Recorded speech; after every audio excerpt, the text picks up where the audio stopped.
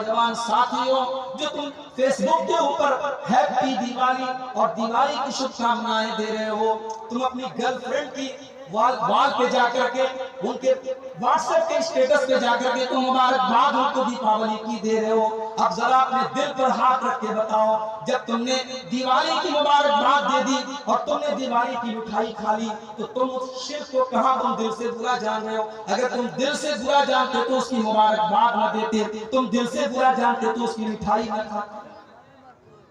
یہ بڑی عجیب بات ہے۔ لوگ کہتے ہیں بھائی اتنے سخت مت بنو، بھائی ہم سخت بننے کی بات کہاں کرتے ہیں؟ آپ غیر مسلموں کے ساتھ اچھا سلوک کریں، انسانیت کا سلوک کریں، اپنے اخلاق سے ان کا دل جیتیں۔ یہ آپ سے کس نے کہہ دیا کہ آپ دیوالی کی مبارکباد دیں گے اور دیوالی کی مٹھائی کھائیں گے تب آپ کا غیر مسلم بھائی آپ سے خوش ہوگا؟ یہ بات یاد رکھیے میرے بھائیوں، ہمارے نبی صلی اللہ علیہ وسلم غیر مسلموں کے ساتھ سلوک کرنے کے معاملے میں بھی ہمارے لیے مسجد میں آپ نماز پڑھنے کے لیے گئے، اللہ اکبر کہہ کر کے آپ نے ہاتھ مانگا، نماز آپ شروع کرنے جا رہے ہیں، اللہ کے نبی فرماتے ہیں صلو کما رأیتمونی اصلی، نماز ویسے پڑھو جیسے اپنے نبی کو تم نے نماز پڑھتے ہوئے دیکھا ہے۔ جیسا طریقہ نبی کا تھا نماز کا ویسے ہی طریقے پر ہمیں نماز پڑھنی ہے۔ اللہ کے رسول جب نماز پڑھتے تھے سینے پر ہاتھ باندھتے تھے، سب سے پہلے دعائے ثنا پڑھتے تھے، اللہم باعث بینی پڑھتے تھے، اعوذ باللہ پڑھتے تھے، بسم اللہ پڑھتے تھے، سورہ فاتحہ پڑھتے تھے۔ آپ نے یہ بھی فرمایا بغیر سورہ فاتحہ کے کوئی نماز نہیں ہوتی۔ آپ نے یہ بھی فرمایا جو سورہ فاتحہ نہ پڑھے فَهِيَ خِدَاجٌ فَهِيَ خِدَاجٌ، اس کی نماز ادھوری ہے، ادھوری ہے، ادھوری ہے، اس کی نماز پوری نہیں ہے، اس کی نماز پوری نہیں ہے۔ اس کے بعد اللہ کے نبی کوئی اور سورت پڑھتے، پھر آپ رکوع میں جاتے اور رکوع میں جانے کے پہلے آپ رفع یدین کرتے، اپنے دونوں ہاتھوں کو اٹھاتے کندھے تک۔ رکوع میں جب آپ جاتے آپ کی پیٹھ اور آپ کا سر بالکل برابر ہوتا اور اطمینان سے آپ رکوع کرتے اور اپنے دونوں ہاتھوں سے اپنے گھٹنے کو مضبوطی سے پکڑ کر کے آپ رکوع کرتے۔ رکوع میں آپ نے بہت ساری دعائیں سکھائی ہیں، سب سے مشہور دعائیں سبحان ربی العظیم، یہ دعا کم سے کم 3 بار پڑھنی چاہیے، اللہ کے رسول پڑھتے تھے۔ رکوع سے اٹھنے کے بعد آپ سیدھے کھڑے ہوتے، رفع یدین کرتے، اپنے ہاتھوں کو کندھے تک اٹھاتے، سمیع اللہ لمن حمدہ کہتے، ربنا ولک الحمد حمدا کثیرا طیبا مبارکا فیہ پڑھتے آپ،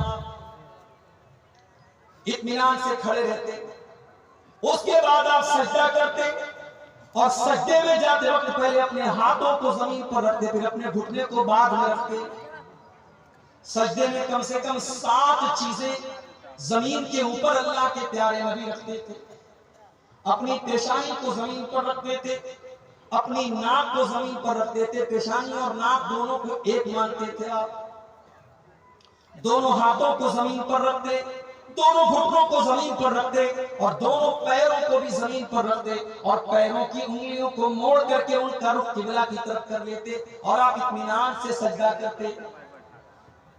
سجدے میں آپ نے کہ انگلیوں کو زمین پر بچھانے سے منع کیا اور آپ نے فرمایا کتے کی طرح اپنے ہاتھوں کو سجدے میں زمین پر بچھا کر کے سجدہ نہ کرو۔ مرد کا بھی یہی طریقہ ہے، عورت کا بھی یہی طریقہ ہے، عورت بھی سجدہ ایسے ہی کرے گی جیسے مرد کرتا تھا۔ کوئی بھی صحیح حدیث ایسی نہیں کہ مرد کا سجدہ کرنے کا طریقہ الگ اور عورت کا طریقہ الگ ہے، دونوں کا طریقہ سیم ہوگا، دونوں کا طریقہ ایک ہوگا۔ سجدے میں آپ الگ الگ دعائیں پڑھتے تھے، سبحان ربی الاعلیٰ بھی پڑھتے تھے، سبوح قدوس رب الملائکۃ بھی پڑھتے تھے، اور بھی دعائیں آپ پڑھتے تھے کم سے کم 3 بار۔ سجدے سے اٹھنے کے بعد اطمینان سے آپ بیٹھ جاتے تھے، اللہم اغفر لی وارحمنی واہدنی وعافنی وارزقنی، یہ دعا آپ پڑھتے تھے، پھر دوسرا سجدہ کرتے تھے۔ دوسرا سجدہ کرنے کے بعد اطمینان سے آپ بیٹھے رہتے تھے اور پھر اٹھ کر کے آپ دوسری رکعت کے لیے آپ اٹھتے تھے اور جیسے آپ نے پہلی رکعت پڑھی تھی آپ دوسری رکعت پڑھتے تھے۔ اگر وہ نماز 3 رکعت والی یا 4 رکعت والی ہوتی تھی. اللہ کے پیارے نبی 2 رکعت پڑھنے کے بعد التحیات پڑھتے تھے. اور التحیات میں جو حدیث سے جو چیزیں ثابت ہیں کہ التحیات کے شروع سے لے کر کے سلام پھیرنے تک آپ اپنی انگلی کو اٹھائے رہتے تھے. یہ ہمارے بہت سارے بھائیوں نے جو طریقہ بنا لیا ہے کہ اشہد اللہ کے اوپر اٹھاتے ہیں اور الا اللہ کے اوپر انگلی کو نیچے کر دیتے ہیں. معاف کیجیے، یہ حدیث سے ثابت نہیں. پورے تشہد میں التحیات آپ نے جب سے شروع کی ہے، سلام پھیرنے کے ٹائم تک آپ کی انگلی ایسے اٹھی ہے. بیچ بیچ میں آپ تھوڑا تھوڑا انگلی کو حرکت دیں گے. جب درود شریف پڑھیں گے تب آپ حرکت دیں گے، درود شریف کے بعد کی دعائیں جب آپ پڑھیں گے تب آپ حرکت دیں گے. یہ حرکت دینا بھی اللہ کے رسول صلی اللہ علیہ وسلم سے ثابت ہے. تیسری رکعت کے لیے جب آپ کھڑے ہوتے تو آپ رفع یدین کر کے اپنے ہاتھوں کو سینے پر باندھ لیتے. تیسری اور چوتھی رکعت میں آپ سورہ فاتحہ پڑھتے تھے. کبھی کبھی کوئی اور سورہ بھی پڑھ لیتے تھے لیکن عام طور سے سورہ فاتحہ پڑھتے تھے. اور جب آپ نماز کے آخری تشہد میں بیٹھتے تھے تو اپنے بائیں پیر کو آپ داہنے پیر کے نیچے سے نکال کے اپنی کمر کے بل بیٹھا کرتے تھے اور تحیات پڑھتے تھے. تحیات کے بعد درود شریف پڑھتے تھے. درود شریف کے بعد آپ مختلف دعائیں پڑھتے تھے. اللہم انی ظلمت نفسی والی دعا بھی پڑھتے تھے. اللہم انی اعوذ بک من عذاب جہنم والی دعا بھی آپ پڑھتے تھے. اس کے بعد آپ السلام علیکم ورحمۃ اللہ، السلام علیکم ورحمۃ اللہ، داہنے اور بائیں طرف السلام. یہ ہے اللہ کے رسول کی نماز کا. اب کوئی اگر یہ کہتا ہے مولوی صاحب آپ نے طریقہ تو بتا دیا لیکن ہم تو اسی طریقے پر نماز پڑھیں گے جو باپ دادا سے ہم دیکھتے چلے آئے تھے. معاف کرنا میرے بھائی، اللہ تعالیٰ کے آپ سے یہ نہیں پوچھا جائے گا آپ کے باپ دادا کیسے نماز پڑھتے تھے. اللہ تعالیٰ کے یہ پوچھا جائے گا آپ کی نماز رسول کے طریقے کے مطابق تھی کہ نہیں تھی. اس لیے کہ اللہ نے اعلان کر دیا لقد کان لکم فی رسول اللہ اسوۃ حسنہ. او لوگو، جب میں نے اپنے رسول کو تمہارے لیے نمونہ بنا کر کے بھیجا ہے تو تم نے میرے نبی کے طریقے پر نماز کیوں نہیں پڑھی؟ ایک صحابی مسجد میں آتے ہیں، 2 رکعت نماز پڑھتے ہیں. نماز پڑھنے کے بعد اللہ کے رسول کو آ کر کے سلام کرتے ہیں. اللہ کے پیارے نبی ان کے سلام کا جواب دیتے ہیں اور جواب دینے کے بعد اللہ کے نبی کہتے ہیں ارجع فصلی فإنک لم تصلی. جاؤ تم پھر سے نماز پڑھو، تمہاری نماز نہیں ہوئی. صحابی پھر سے آتے ہیں، پھر سے 2 رکعت نماز پڑھتے ہیں، پھر آ کر کے اللہ کے رسول کو سلام کا جواب دیتے ہیں. اللہ کے رسول صلی اللہ علیہ وسلم سلام کا جواب دیتے ہیں اور کہتے ہیں جاؤ پھر سے نماز پڑھو، تم نے نماز نہیں. جب 3 بار ایسا ہو جاتا ہے صحابی اللہ کے نبی سے کہتے ہیں کہ اللہ کے نبی آپ ہی بتا دیجئے کہ نماز کیسے پڑھی جائے. اللہ کے پیارے نبی اپنے صحابی کو سمجھاتے ہیں جب تم نماز کے لیے کھڑے ہوا کرو تو اطمینان سے کھڑے ہو جاؤ، جلدی بازی میں نماز نہ پڑھو، اطمینان سے نماز پڑھو. سورہ فاتحہ پڑھو، کوئی سورت پڑھو، پھر اطمینان سے رکوع کرو، پھر اطمینان سے رکوع کے بعد کھڑے ہو جاؤ. تمہاری نماز میں سکون ہونا چاہیے، اطمینان ہونا چاہیے. جلد بازی والی نماز اگر تم نے پڑھی تو تمہاری نماز اللہ تعالیٰ کے مانی نہیں جائے گی. میرے بھائیوں، اپنی نمازوں کا جائزہ ہم اور آپ لے لیں کہ ہماری نمازیں اللہ کے رسول کے طریقے کے مطابق ہیں. اور آگے بڑھو. یہ تو نماز کا معاملہ ہو گیا. شیرشاہ وادیوں کا علاقہ ہے، بہت بڑی آبادی ہے آپ کی اس پورے سیمانچل کے ایریا میں. شادیاں آپ کر رہے ہیں، بارات بھی لے کر کے جا رہے ہیں، شادی کے اندر جہیز کی ڈیمانڈ بھی ہو رہی ہے. لاکھوں روپے جہیز لیا جا رہا ہے اور بڑے فخر کے ساتھ ہم یہ بھی کہتے ہیں کہ پوری شیرشاہ وادی قوم اہل حدیث ہے، ہم قرآن و حدیث کے ماننے والے ہیں، ہماری پوری قوم اہل حدیث ہے. میرے پیارے بھائیوں، اہل حدیث ہونے کا دعویٰ کرنا یہ الگ بات ہے اور اس پر عمل کر کے دکھانا یہ الگ بات ہے۔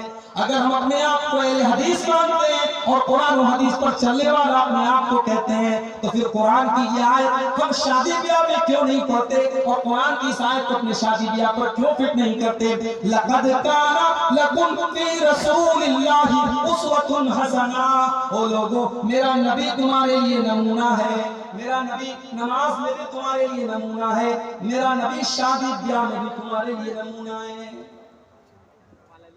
ہر سال جہیز کے اوپر تقریریں ہو رہی مگر کوئی فرق نہیں ہو رہا۔ غریب باپ بیچارہ لڑکی کی شادی کیسے کرے، سماج میں کوئی سمجھنے والا نہیں ہے۔ یا تو وہ لوگوں کے سامنے بھیک مانگے اور اپنی بیٹی کے جہیز کا انتظام کرے، یا وہ بیچارہ صبر کرے اور اس امید میں لگا رہے کہ میرے پاس پیسے کا انتظام ہو جائے تو میں اپنی لڑکی کی شادی کروں گا۔ 30 سال کی غریب لڑکی آج جوانی کی دہلیز کو پار کر رہی ہے۔ آج غریبوں کی لڑکیاں اپنی عزت و آبرو کی حدوں کو کراس کر رہی ہیں، اپنی عزت و آبرو کی لمٹ کو کراس کر رہی ہیں۔ میرے پیارے بھائیوں، اگر وہ غریب کی بیٹی کے قدم اگر بہک گئے، مجھے بتاؤ اس کا ذمہ دار کون ہوگا؟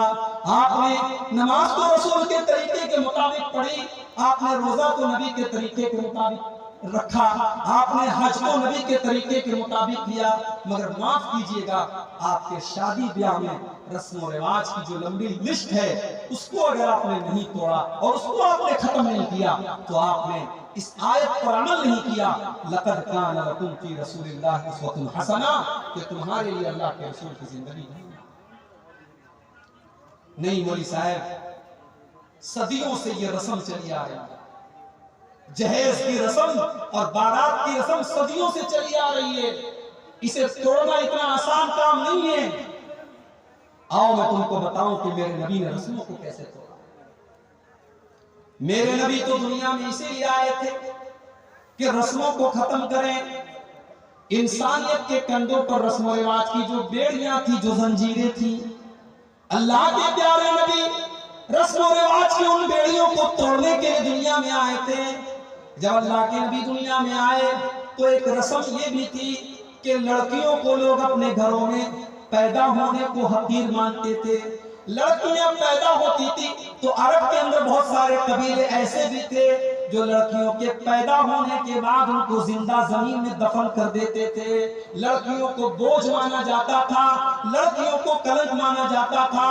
میرے نبی نے آ کر کے یہ تعلیم دی، او بیٹی والوں، بیٹی بوجھ نہیں ہے، بیٹی کلنک نہیں ہے، بیٹی تو رحمت بن کر کے آتی ہے، بیٹی تو اپنے باپ کو جنت کا ٹکٹ دینے کے لیے آتی ہے، بیٹی تو اپنے باپ کو جہنم سے بچانے کے لیے آتی ہے۔ اللہ کے نبی نے آ کر کے اعلان کیا، من ابتلی من هذه البنات شیئا کن له سترا من النار۔ جس کو اللہ تعالیٰ بیٹی دے کر کے آزمائے، جس کے گھر میں بیٹی پیدا ہو جائے اور بیٹی کی صحیح طریقے سے وہ پرورش کرے، بیٹی کو صحیح طریقے سے وہ پال لے، تو وہ بیٹی اپنے ماں باپ کو جہنم کی آگ سے بچانے۔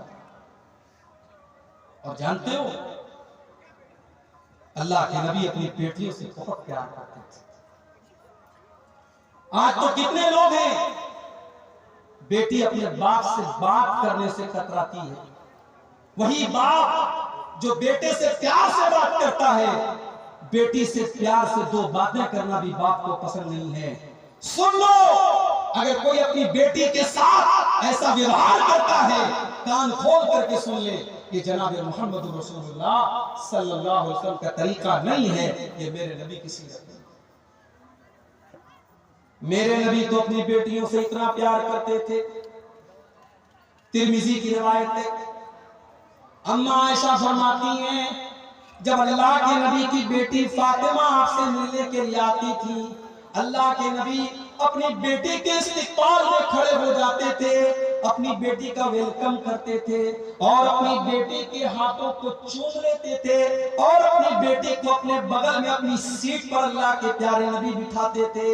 اپنی بیٹیوں سے اتنا پیار کرتے تھے اللہ کے نبی، اپنی بیٹیوں کی آنکھ میں کبھی آپ آنسو نہیں دیکھ پاتے تھے۔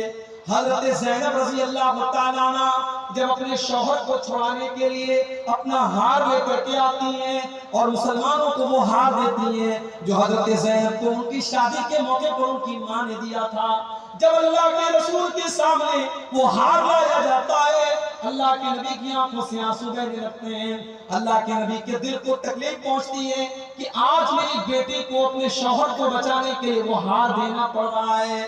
اللہ کے نبی صحابہ سے کہتے ہیں کہ ہو سکے تو زینب کا ہار واپس کر دو اور ابو العاص کو رہا کر دو۔ صحابہ کرام نے حضرت زینب کو وہ ہار واپس کر دیا۔ میرے نبی تو اپنی بیٹیوں سے اتنا پیار کرتے تھے کہ اپنی بیٹیوں کی آنکھ میں آنسو نہیں دیتے۔ آپ کی سب سے چھوٹی بیٹی حضرت فاطمہ، آپ ان کی شادی کرتے ہیں حضرت علی کے ساتھ۔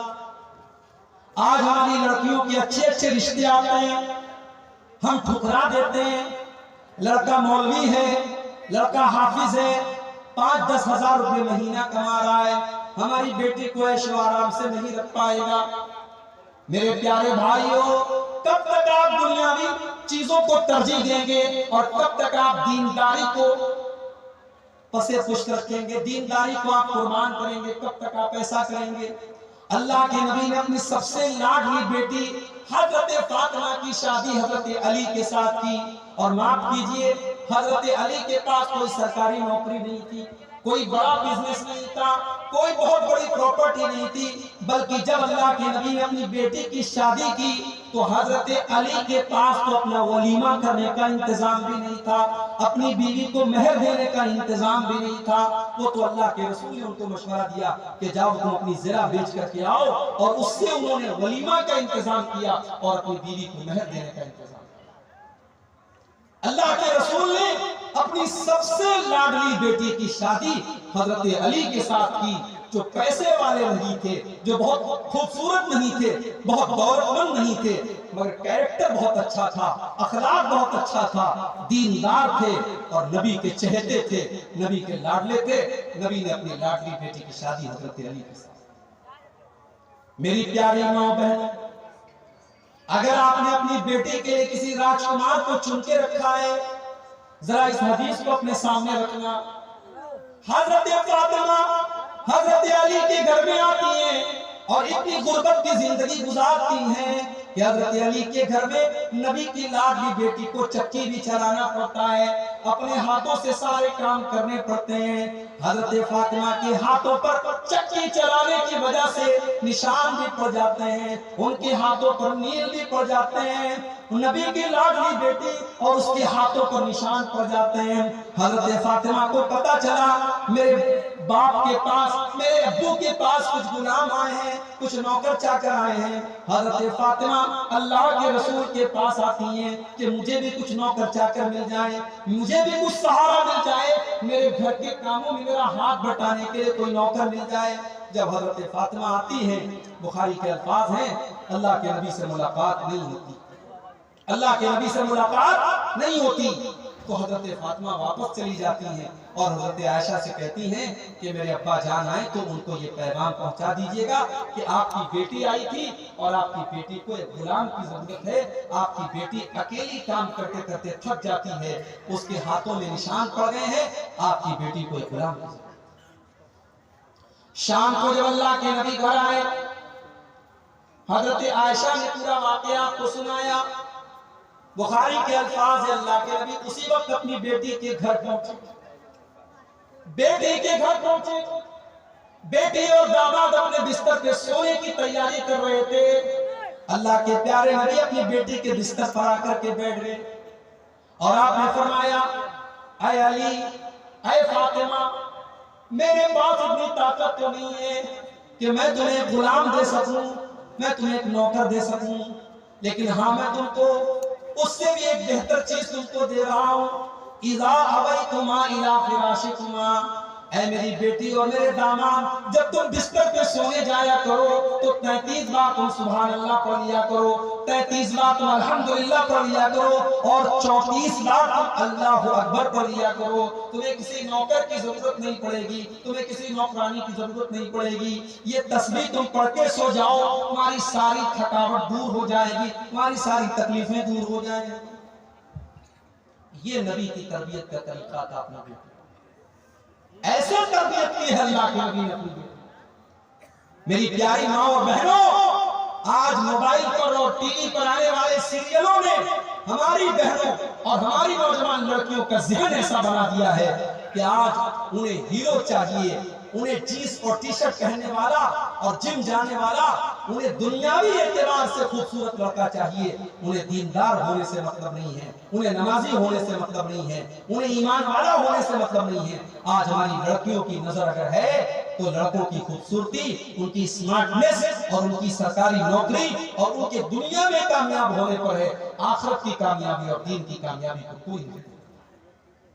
تو شادی بیاہ میں میرے بھائی، یہ جو جہیز کی رسم ہم نے پالی، اللہ کے رسول نے رسموں کو کیسے ختم کیا ہے ذرا آپ کو غور کریں۔ اللہ کے نبی کے زمانے میں ایک رسم یہ بھی تھی کہ کوئی کسی لڑکے کو اگر گود لے لیتا تھا تو وہ اس کا سگا بیٹا مان لیا جاتا تھا۔ گود لینے والا لڑکا سگا لڑکا مان لیا جاتا تھا، اور جو عورت کسی لڑکے کو گود لے لے وہ عورت اس لڑکے کی ماں مانی جاتی تھی۔ اس کے جو اور بچے ہوتے تھے، اس جس بچے کو گود لیا گیا ہے اس کے بھائی بہن مانے جاتے تھے۔ اسلام نے اس رسم کو کنڈیم کیا، اسلام نے اس رسم پر پابندی لگائی، اور اسلام نے اس رسم کو غلط قرار دیا، اور اللہ تعالیٰ نے قرآن کی آیت نازل کی، وَمَا جَعَلَ أَدْعِيَاءَكُمْ، اللہ تعالیٰ نے تمہارے منہ بولے بچوں کو تمہارا سگا بیٹا نہیں بنایا۔ تم نے جس کو گود لے لیا، جس کو تم نے منہ سے کہہ دیا یہ میرا بیٹا ہے، وہ تمہارا سگا بیٹا نہیں ہو سکتا، اللہ کی نظر میں وہ تمہارا سگا بیٹا نہیں ہے۔ اب ذرا غور سے سننا، میں جو بات آپ سے کہنے جا رہا ہوں۔ اللہ کے نبی نے حضرت زید رضی اللہ تعالیٰ عنہ کو اپنا منہ بولا بیٹا بنایا۔ یہ حضرت زید کون تھے؟ یہ بیچارے اچھے خاندان کے تھے، لیکن ڈاکوؤں نے ان کو بچپن میں کڈنیپ کر کے ان کو غلام بنا کے بیچ دیا۔ اب حضرت زید غلام بن کر کے مکہ میں بک رہے تھے۔ حضرت خدیجہ رضی اللہ تعالیٰ عنہ کے چچا زاد بھائی تھے حضرت حکیم بن حزام، انہوں نے خرید لیا حضرت زید کو، اور پھر حضرت خدیجہ کو انہوں نے دے دیا۔ پھر حضرت خدیجہ کی شادی جب اللہ کے رسول کے ساتھ ہوئی تو حضرت خدیجہ نے حضرت زید کو اللہ کے رسول کی خدمت میں دے دیا۔ اللہ کے نبی نے حضرت زید کو اتنا پیار دیا، اتنی محبت دی کہ جب حضرت زید کا سگا باپ اور ان کا چچا، جب ان کو پتا چلا کہ ہمارا بیٹا، ہمارا بھتیجا مکہ میں محمد کے پاس رہتا ہے صلی اللہ علیہ وسلم، جب ان کو یہ پتا چلا کہ ہمارا بیٹا مکے میں ایک آدمی کے پاس رہتا ہے، تو حضرت زید کا باپ اور ان کا چچا اللہ کے رسول کے پاس آئے اور کہا کہ اے محمد، ہم اپنے بیٹے کو لینے آئے ہیں، آپ ہمارا بیٹا ہمارے حوالے کریں۔ اللہ کے رسول نے کہا ٹھیک ہے، اچھی بات ہے، آپ زید سے پوچھ لیجئے، اگر وہ آپ کے ساتھ جانے کو تیار ہے آپ شوق سے لے کے چلیں۔ زید کے باپ اور زید کے چچا نے آ کر کے حضرت زید سے پوچھا کہ اے زید، ہم تمہیں اپنے ساتھ لے کر کے جانے کے لیے آئے ہیں، تم غلامی کی زندگی چھوڑ دو، چلو اپنے گھر چلو اور آزاد کی زندگی گزارو۔ حضرت زید جواب دیتے ہیں، اے میرے والد اور اے میرے چچا، میں اپنے آقا کو چھوڑ کر کے کہیں جانے والا نہیں ہوں۔ میرا سگا باپ بھی اتنا پیار مجھے نہیں دے سکتا تھا جتنا محمد رسول اللہ نے مجھ کو دیا ہے۔ میں اپنے آقا کو چھوڑ کر کے، اپنے نبی کو چھوڑ کر کے میں کہیں جانے والا نہیں ہوں، میں رہوں گا تو محمد رسول اللہ کے ساتھ رہوں۔ جب باپ نے یہ دیکھا کہ میرا بیٹا جانے کو تیار نہیں ہے، باپ بیچارہ مجبور ہو کر کے چلا۔ اللہ کے رسول اتنا خوش ہوئے، آپ نے آ کر کے مکے میں اعلان کیا، آج سے زید میرا بیٹا ہے اور میں اس کے باپ کے جیسا ہوں، اور میری پراپرٹی کا وارث بھی زید بنے گا۔ آپ نے ایسا اعلان کر دیا اور پورے مکہ میں لوگ حضرت زید کو زید بن محمد کہتے ہیں۔ اب غور سے سنیے گا جو بات میں کہنا چاہتا ہوں۔ جب قرآن کی یہ آیت نازل ہوئی کہ کسی کو اپنا بیٹا بنا لینے سے وہ سگا بیٹا نہیں بن جاتا، اب اس رسم کو ختم کرنے کے لیے اللہ تعالیٰ نے اپنے نبی کو ایک حکم دیا. حکم یہ دیا کہ اے نبی، حضرت زینب رضی اللہ تعالیٰ عنہ جو زید کی بیوی ہیں، جب زید اپنی بیوی کو طلاق دے دیں تو اے محمد صلی اللہ علیہ وسلم آپ زید کی بیوی کے ساتھ طلاق کے بعد جب وہ عدت پوری کر لے تو آپ ان سے نکاح کر لیجیے. اللہ کے رسول کو اللہ نے حکم دیا کہ آپ اپنے منہ بولے بیٹے کی مطلقہ بیوی کے ساتھ، جو سماج کی نظر میں آپ کی بہو ہے، اپنی اس لڑکی کے ساتھ، اس عورت کے ساتھ آپ شادی کیجیے. کتنی بڑی بات ہے. آج ہمارے سماج میں اگر ایسی کوئی رسم ہو اور آپ سے میں کہوں کہ اس رسم کو توڑ دیجئے تو آپ کی پیشانی پر بل پڑ جائیں گے، پسینہ آ جائے گا آپ کو کہ اتنی خطرناک رسم ہے. اللہ نے اپنے نبی کو حکم دیا کہ اے نبی، جب زینب کی عدت ختم ہو جائے تو آپ کو زینب کے ساتھ نکاح کرنا ہے. اللہ کے نبی ڈر رہے تھے کہ میں اگر زینب کے ساتھ نکاح کروں گا تو سماج کیا کہے گا؟ لوگ یہ کہیں گے کہ محمد رسول اللہ نے اپنی بہو کے ساتھ شادی کر لی، اپنی بہو کے ساتھ نکاح کر لیا. بڑے غور سے سننا میرے پیارے بھائیوں، محمد رسول اللہ نے کیسے رسم و رواج کو ختم کیا ہے. اللہ کے نبی صلی اللہ علیہ وسلم نے حضرت زینب کے ساتھ جب نکاح کیا، پورے مکہ میں اعتراض ہونے لگا. لوگ کہنے لگے محمد رسول اللہ نے اپنی بہو کے ساتھ شادی کر لی. لوگ کہنے لگے سارے مسلمانوں کو 4 شادی کرنے کی اجازت ہے، محمد صلی اللہ علیہ وسلم نے 5ویں شادی کر لی. لوگ کہنے لگے انہوں نے دوسروں کے لیے الگ قانون بنایا اور اپنے لیے الگ قانون بنایا. اب اللہ نے قرآن کی آیت نازل کی، سورہ احزاب، ما کان محمد ابا احد من رجالکم ولکن رسول اللہ.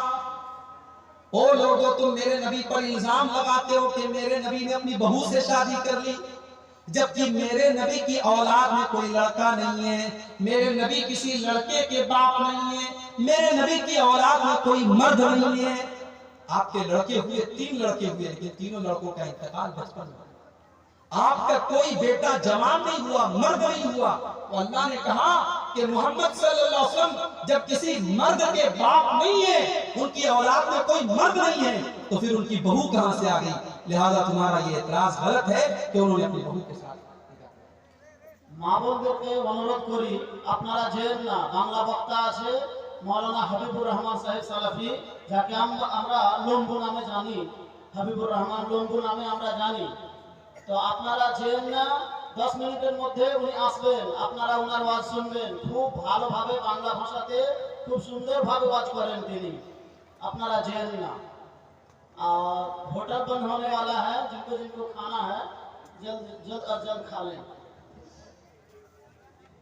गौर करें मेरे भाइयों, आप एक रस्म को तोड़ने को तैयार नहीं। अल्लाह के नबी ने ऐसी रस्म को तोड़ा है, पूरा समाज आपका दुश्मन बन गया, मगर अल्लाह के रसूल ने हजरत ज़ैनब के साथ निकाह किया क्योंकि अल्लाह का हुक्म था। मेरे भाइयों, आप अगर अपने आप को अहले हदीस मानते हैं, कुरान और हदीस पर चलने वाला कहते हैं, तो रस्म और रिवाज की इन बेड़ियों को खत्म करो और शादी ब्याह को आसान करो। और मेरी बात नोट कर लो, समाज से बेहयाई और ज़िनाकारी नहीं खत्म हो सकती जब तक हम निकाह के सिस्टम को आसान नहीं करें। अल्लाह के प्यारे नबी फरमाते हैं, इन्ना आज़मन निकाही बरकतन ऐसरुहु मऊनतन, सबसे ज्यादा बरकत वाला निकाह वो है जिसके अंदर सबसे कम खर्च किया जाए। अल्लाह के नबी फरमाते हैं, इदा खतब इलैकुम मिम्मन तरज़ौन दीनहु व खुल्क़हु फज़व्विजूहु, जब तुम्हारे लड़का या लड़की के लिए कोई अच्छा रिश्ता आ जाए, कोई दीनदार रिश्ता आ जाए, तो तुम शादी करने में देर न करो। इल्ला तफ़अलू, अगर तुम शादी वक्त पर नहीं करोगे, अगर अपने लड़का या लड़की की तुम शादी सही टाइम पर नहीं करोगे, تکن فتنۃ فی الارض وفساد عریض، تو زمین کے اندر فتنہ پھیل جائے گا اور زمین کے اندر فساد پھیل جائے گا، زمین کے اندر بگاڑ پھیل جائے گا۔ آج بگاڑ پھیل چکا ہے، اور آج آپ دیکھیں کہ کون سا مسلمانوں کا گاؤں ایسا ہے اور کون سا مسلمانوں کا شہر ایسا ہے جہاں مسلمان نوجوان، چاہے وہ لڑکے ہوں چاہے وہ لڑکیاں ہوں، وہ بدکاری کی غلط عادت میں نہ مبتلا ہوں۔ آج ہمارے گھروں تک بدکاری پہنچ چکی ہے میرے بھائیوں، ہمارے گاؤں اور ہمارے دیہاتوں میں برائی پہنچ چکی ہے۔ ہم جب تک نکاح کو آسان نہیں کریں گے، برائی ختم نہیں ہو سکتی۔ ہمارے نبی ہمارے لیے نمونہ ہے، اور نمونہ آپ ہر اعتبار سے۔ آپ جب بزنس کریں، ویاپار کریں، نوکری کریں، پیسہ کمانے کے لیے آپ گھر سے نکلیں، پیسہ کمانے کے لیے بھی اللہ کے رسول آپ کے لیے نمونہ ہے۔ آپ آزاد نہیں ہیں کہ آپ بیاج کا پیسہ بھی اپنے گھر میں لے کر کے آئیں، رشوت کا پیسہ بھی آپ اپنے گھر میں لے کر کے آئیں، شراب بیچ کر کے آپ پیسہ کمائیں۔ نہیں، پیسہ کمائیے، بزنس کیجئے، مگر حلال طریقے سے کیجئے، سود اور بیاج کی رقم اپنے گھر میں مت لائیے۔ میرے پیارے بھائیوں، آج اپنے بچوں سے اتنا پیار کرتے ہیں کہ ہمارے بچوں کو ذرا سی کھروچ آ جائے ہم بے چین ہو جاتے ہیں۔ ہمارا بیٹا بائک سے جا رہا ہے، ہماری بیٹی گھر سے جا رہی ہے، بیٹے کو چوٹ آ جائے تو باپ بے چین ہو جاتا ہے، بیٹی کو کھروچ آ جائے تو ماں بے چین ہو جاتی ہے۔ میرے پیارے بھائیوں، اپنے بیٹے اور بیٹیوں سے اتنا پیار کرتے ہو اور اسی بیٹے کو اسی بیٹی کو حرام کمائی لا کر کے کھلاتے ہو، اپنے بچوں کی پرورش حرام پیسے سے کرتے ہو۔ کیا آپ نے اللہ کے رسول کی وہ حدیث نہیں سنی؟ ما یربو لحم من صوت، جس بدن کی پرورش حرام کمائی سے کی جائے، جس بدن کے اندر حرام پیسہ چلا جائے، فالنار اولا بہ، وہ بدن جہنم کی آگ میں ڈالا جائے گا۔ آپ اپنے بیٹے اور بیٹی کو دنیا کی آگ میں جلتا ہوا نہیں دیکھ سکتے، میرے بھائیوں جہنم کی آگ میں اپنے بچوں کو کیسے آپ جلتا ہوا دیکھ سکتے ہو؟ سود سے اپنے آپ کو بچاؤ میرے بھائی، حرام کمائی سے اپنے آپ کو بچاؤ۔ یاد رکھو کل قیامت کے دن ہم سے سوال کیا جائے گا کہ ہم نے پیسہ کہاں سے کمایا اور کیسے کمایا۔ اور یہ قیامت کی نشانی بھی اللہ کے رسول صلی اللہ علیہ وسلم نے بتائی ہے کہ یاتی علی الناس زمان لا یبال المرء من این اخذ المال، کہ ایک ایسا دور بھی آئے گا جب لوگ پرواہ نہیں کریں گے کہ پیسہ حلال طریقے سے کما رہے یا حرام طریقے سے کما رہے۔ مجھے لوگوں نے بتایا کہ اس علاقے میں سود کا رواج بھی بہت تیزی سے بڑھ رہا ہے، لوگ سود کی رقم کھا رہے ہیں اور اس کو سود سمجھ بھی نہیں رہے ہیں۔ میرے بھائیوں، سود سود ہے، بیاج بیاج ہے، ہم اس کا نام بدل کر کے انٹرسٹ رکھ دیں، ہم اس کا نام بدل کر کے کچھ اور رکھ دیں، لیکن بیاج بیاج رہے گا، شراب شراب ہی رہے گی، زنا زنا ہی رہے گا۔ نام بدل دینے سے کوئی حرام چیز حلال نہیں ہو جاتی۔ تو اللہ نے فرمایا لقد کان لکم فی رسول اللہ اسوۃ حسنہ، تمہارے لیے اللہ کے رسول کی زندگی بہترین نمونہ ہے۔ ہمیں اور آپ کو آج اس پہلو پر غور کرنے کی ضرورت ہے کہ ہمارے نبی کیا صرف نماز میں ہمارے لیے نمونہ ہے، کیا صرف روزہ میں ہمارے لیے نمونہ ہے؟ جی نہیں، ہمارے رسول اکرم صلی اللہ علیہ وسلم زندگی کے تمام معاملات میں۔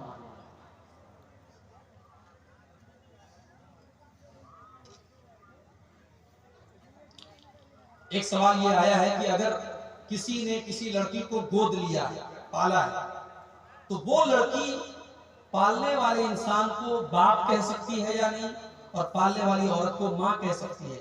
بالکل کہہ سکتی ہے۔ بھئی ہم ایک عام آدمی کو اپنے باپ کہہ کر کے، چچا کہہ کر کے پکارتے ہیں، ایک عام عورت کو جو بوڑھی ہے ہم اس کو ماں کہہ کر کے پکارتے ہیں۔ ہمارے ماں کہہ دینے سے وہ ہماری ماں نہیں ہو جاتی، ہم احترام کے طور پہ ماں کہتے ہیں۔ تو ظاہر ہے کہ اگر کسی نے کسی بچے کو گود لیا ہے تو وہ اگر ماں کی طرح پرورش کر رہی ہے، وہ باپ کی طرح پرورش کر رہا ہے، تو وہ لڑکا یا لڑکی اس کو ماں کہہ سکتی ہے، اس کو باپ کہہ سکتا ہے۔